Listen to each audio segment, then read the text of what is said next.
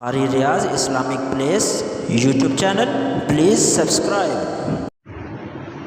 اور اس کی اہمیت۔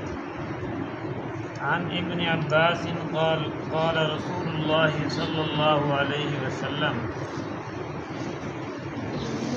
من ولدت له ابنة فلم يؤذها ولم يهنها ولم يؤثر ولده عليها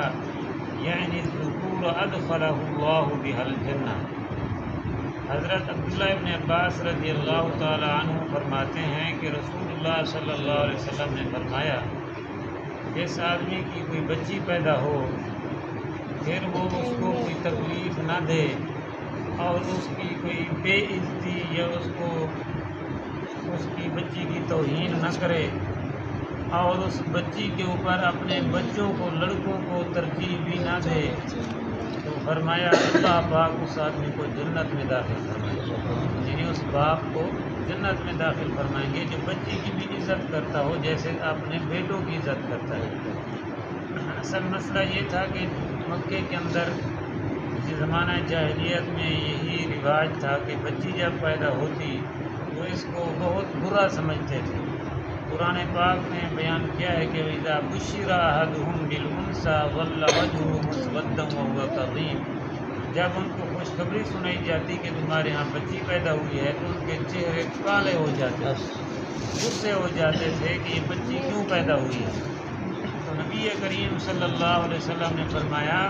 کہ جس کی بچی پیدا ہو، یعنی عورتوں کو اللہ کے رسول صلی اللہ علیہ وسلم نے عزت عطا فرمائی ہے، جس کی بچی پیدا ہو اور وہ اپنی بچی کو کوئی تکلیف نہ دے اور فرمایا اس کی توہین بھی نہ کرے اور اس بچی کے اوپر اپنے بیٹوں کو بھی فوقیت بھی نہ دے، تو فرمایا کہ ادخلہ اللہ بها الجنہ، اللہ پاک اس کو جنت میں داخل فرمائے۔ کتنا بڑی خوشخبری ہے۔ بچیاں پیدا ہوں تو ان کو آر نہ سمجھیں، ان کو اپنے لیے بوجھ نہ سمجھیں، بلکہ نبی کریم صلی اللہ علیہ وسلم کی ایک حدیث ہے، آپ صلی اللہ علیہ وسلم نے فرمایا تکفیر المرأۃ بالبنات، یعنی برکت والی عورت بھی وہی ہے جو پہلے بچی جنے، اور آپ صلی اللہ علیہ وسلم نے فرمایا بچیوں والوں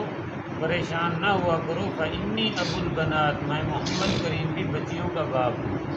میں محمد کریم صلی اللہ علیہ وسلم بھی بچیوں کا باپ ہوں۔ تو آپ صلی اللہ علیہ وسلم نے عورت کو عزت عطا فرمائی ہے۔